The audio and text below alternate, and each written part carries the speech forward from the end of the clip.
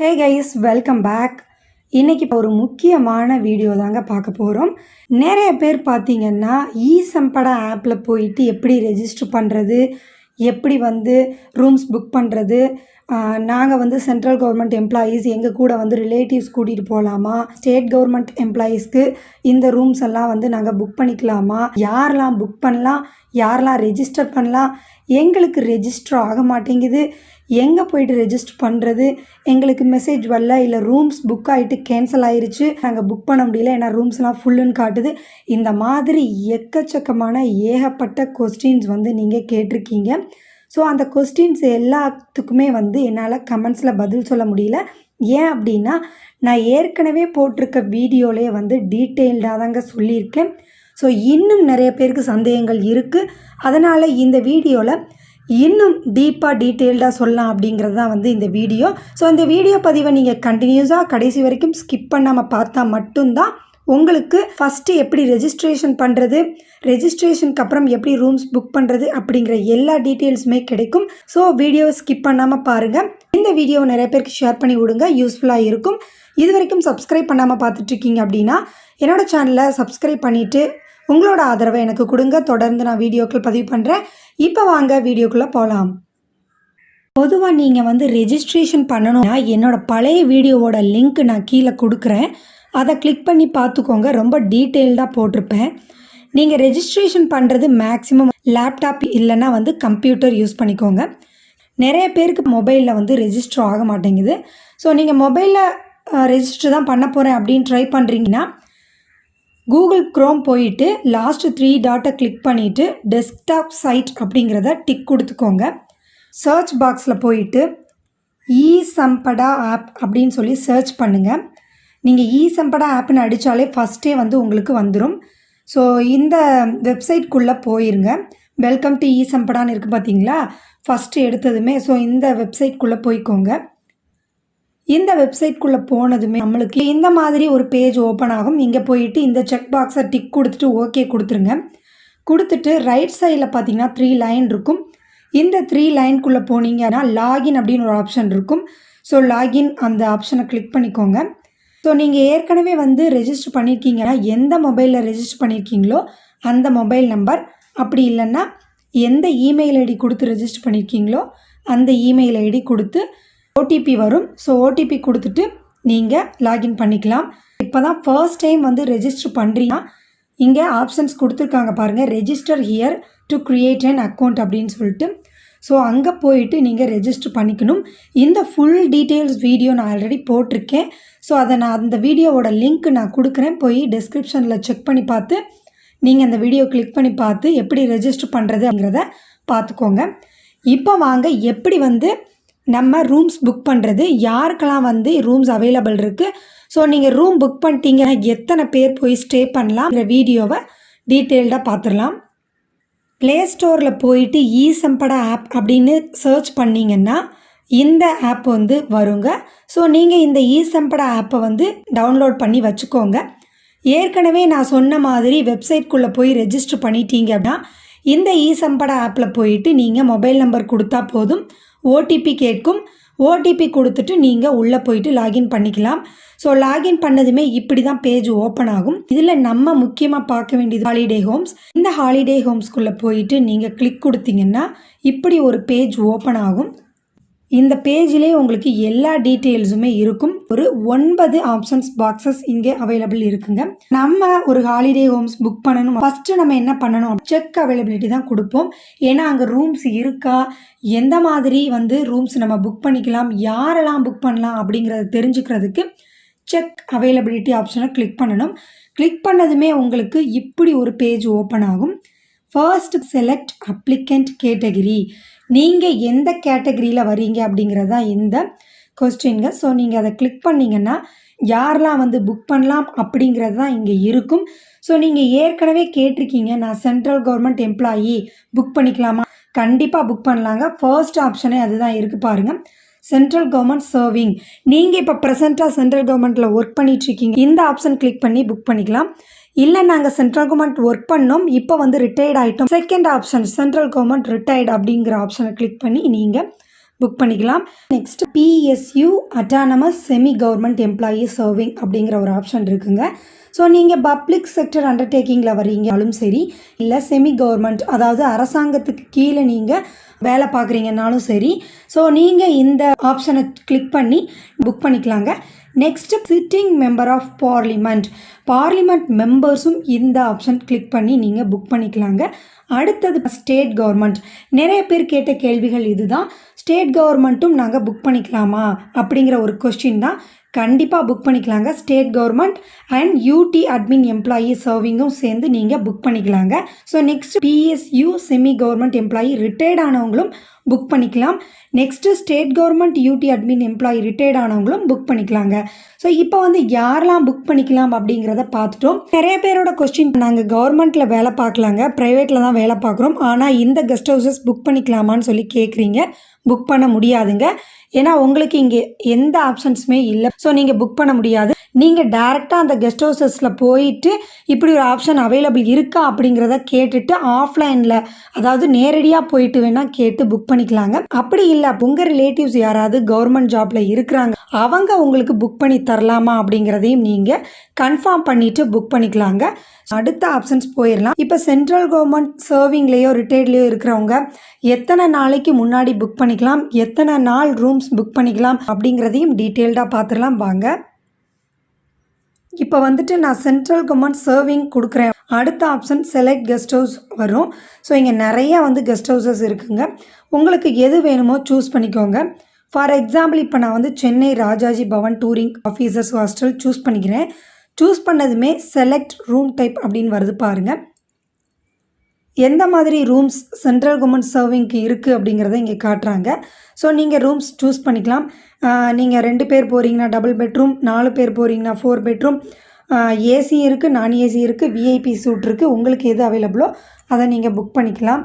இப்போ நான் வந்து 4 பெட்ரூம் ஏசி கொடுக்குறேன். செக்இன் டேட் இப்போ வந்து நம்ம செப்டம்பர் 8 இருக்கோங்க. இதில் இருந்து நீங்கள் 60 நாளைக்கு முன்னாடியே வந்து ரூம்ஸ் புக் பண்ணிக்கலாங்க. ஸோ நான் வந்து நவம்பர் 6 கொடுக்குறேங்க.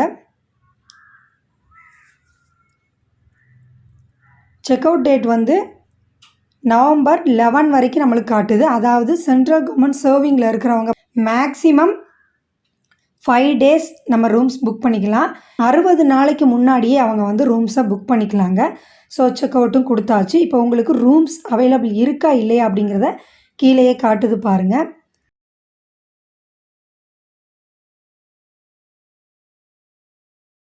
ஸோ இந்த அவைலபிலிட்டி ரூமை நீங்கள் கிளிக் பண்ணிங்கன்னா எத்தனாவது ஃப்ளோரில் எந்த ரூம் நம்பர் இருக்குது அப்படிங்கிற டீட்டெயிலும் காட்டிடுங்க. சென்ட்ரல் கவர்மெண்ட்டுக்கு 60 நாளைக்கு முன்னாடி நீங்கள் புக் பண்ணிக்கலாம். 5 நாள் மேக்ஸிமம் ரூம்ஸ் வந்து புக் பண்ணிக்கலாம். மினிமம் 1 நாளும் புக் பண்ணிக்கலாங்க. So next central government retired பார்த்துடலாம். ஸோ இதில் வந்து நான் டபுள் பெட்ரூம் ஏசி சூஸ் பண்ணிக்கிறேன். சென்ட்ரல் கவர்மெண்ட் ரிட்டையர்டு பர்சன்ஸ்க்கு 46 டேஸ்க்கு முன்னாடியே நீங்கள் வந்து புக் பண்ணிக்கலாம். இப்போ செப்டம்பர் 8 இருக்கோம். ஸோ இங்கே அக்டோபர் 23 வரைக்கும் காட்டுது. ஃபார் எக்ஸாம்பிள் நான் 23 சூஸ் பண்ணிக்கிறேன். செக்அவுட் டேஸ் பார்த்திங்கன்னா சேம் 5 டேஸ் தாங்க. ஸோ சென்ட்ரல் கவர்மெண்ட் சர்விங்கில் இருக்கிறவங்களுக்கு 5 டேஸ் நம்ம ரூம்ஸ் புக் பண்ணுற மாதிரியே சென்ட்ரல் கவர்மெண்ட் ரிட்டையர்டில் இருக்கிறவங்களும் 5 டேஸ் ரூம் புக் பண்ணிக்கலாங்க. ரூம்ஸ் அவைலபிலிட்டி இருந்தால் அவைலபிலிட்டி காட்டும். ஸோ எந்த ரூம்ஸுமே அவைலபிலிட்டி இல்லை. Next PSU autonomous self government employees சர்வீஸில் இருக்கிறவங்களுக்கு பார்த்துடலாம். அவங்களுக்கும் கெஸ்ட் ஹவுசஸ் சூஸ் பண்ணிக்கலாம். ஸோ நான் வந்து இப்போது 3 பெட்ரூம் ஏசி கிளிக் பண்ணிக்கிறேன். உங்களுக்கு 16 நாளைக்கு முன்னாடி தாங்க புக் பண்ண முடியும். ஸோ 16 நாளைக்கு நீங்கள் முன்பாக புக் பண்ணிக்கலாம். நான் வந்து இப்போ செப்டம்பர் 23 செக்இன் டேட் கொடுத்துக்கிறேன். செக்அவுட் டேட் பார்த்தீங்கன்னா நீங்களும் வந்து 5 நாட்கள் பெர் ரூம் வந்து புக் பண்ணிக்கலாம். செக்அவுட் டேட் 28 கொடுத்துக்கிறேன். ரூம்ஸ் அவைலபிள் இருக்கான்னா இல்லை. நீங்கள் பப்ளிக் செக்டர் அண்டர்டேக்கிங்லேயோ இல்லை கவர்மெண்ட் கீழேயோ ஒர்க் பண்ணுறீங்க, உங்களுக்கு வந்து 16 நாட்களுக்கு முன்னாடி தான் புக் பண்ணுற மாதிரி அவைலபிள் இருக்குது. இதே கேட்டகரியில் வரக்கூடியவங்க ரிட்டையர்டு பர்சன்ஸுக்கு எப்படிங்கிறத இப்போ பார்த்துடலாம். 4 பெட்ரூம் ஏசி சூஸ் பண்ணிக்கிறேன். 16 டேஸ்க்கு முன்னாடி தான் வந்து நீங்கள் ரூம்ஸ் புக் பண்ணுற மாதிரி இருக்குது.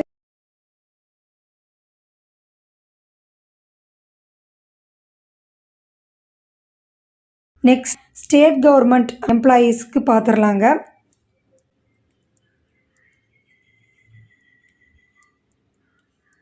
ஸ்டேட் கவர்மெண்ட் எம்ப்ளாயீஸ்க்கும் 16 டேஸ்க்கு முன்னாடி தான் அவங்க புக் பண்ணுற மாதிரி இருக்குது. உங்களுக்கு 5 டேஸ் வந்து ரூம்ஸ் அவைலபிள், நீங்கள் புக் பண்ணிக்கலாம்.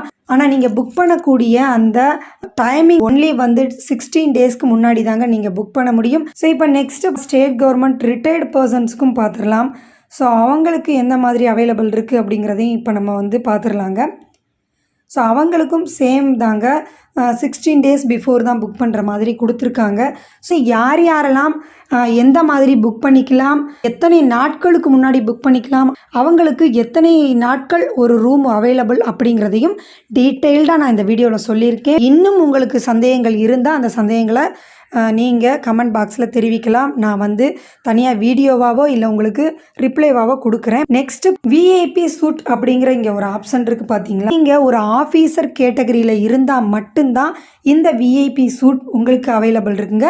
இந்த விஐபி சூட்டை நீங்கள் புக் பண்ணிக்கலாம். நிறைய பேர் கேட்டிருந்தீங்க ஒரு கெஸ்ட் ஹவுஸில் பெர் ரூமில் எத்தனை பேர் ஸ்டே பண்ணலாம் அப்படின்னு. மேக்ஸிமம் 6 பேர் வரைக்கும் ஸ்டே பண்ணலாங்க. ஏன்னா நாங்கள் 6 பேர் வரைக்கும் ஸ்டே பண்ணியிருக்கோம். நிறைய கெஸ்ட் ஹவுசஸில் டபுள் பெட்ரூம் மட்டும் இருக்கும், சில கெஸ்ட் ஹவுசஸில் டார்மெட்ரி இருக்கும், இன்னும் சில கெஸ்ட் ஹவுஸில் 6 பெட் இருக்கும். ஸோ நீங்கள் எத்தனை பேர் போகிறீங்க உங்கள் ஃபேமிலி மெம்பர்ஸ் அப்படிங்கிறத சூஸ் பண்ணிவிட்டு நீங்கள் எந்த மாதிரி ரூம் வேணும் அப்படிங்கிறதையும் செலக்ட் பண்ணிக்கோங்க. இந்த டவுட்ஸ் எல்லாம் உங்களுக்கு கிளியர் ஆகிருக்கும்னு நினைக்கிறேன். Next option check rates. Select visit பர்பஸ்ன்னு கேட்குறாங்க. நீங்கள் எந்த பர்பஸ்க்காக விசிட் பண்ண போகிறீங்க இந்த கெஸ்ட் ஹவுஸில் அப்படின்னு சொல்லி கேட்குறாங்க. நான் ஏற்கனவே சொன்ன மாதிரி guest visit, official tour, personal visit இது எல்லாமே இங்கே வருதுங்க.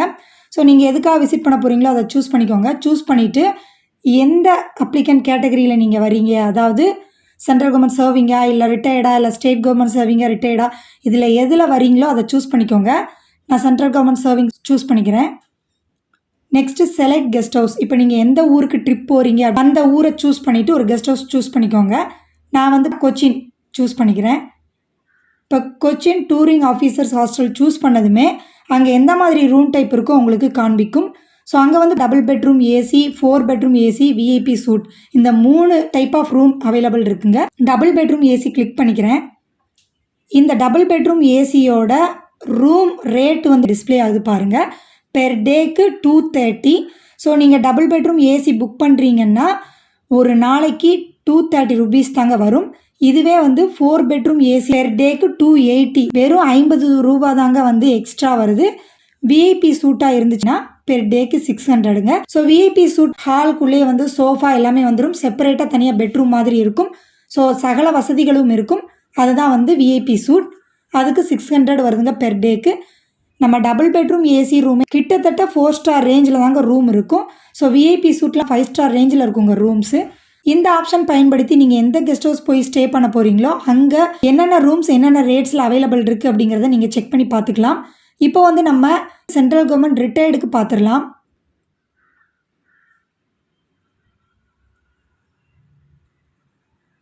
சென்ட்ரல் கவர்மெண்ட் ரிட்டையர்ட் பர்சன்ஸுக்கு பெர் டேக்கு டபுள் பெட்ரூம் ஏசி வந்து 230 ருபீஸ் தாங்க. ஸ்டேட் கவர்மெண்ட் சர்விங்கில் இருக்கவங்களுக்கு பார்த்துடலாம்.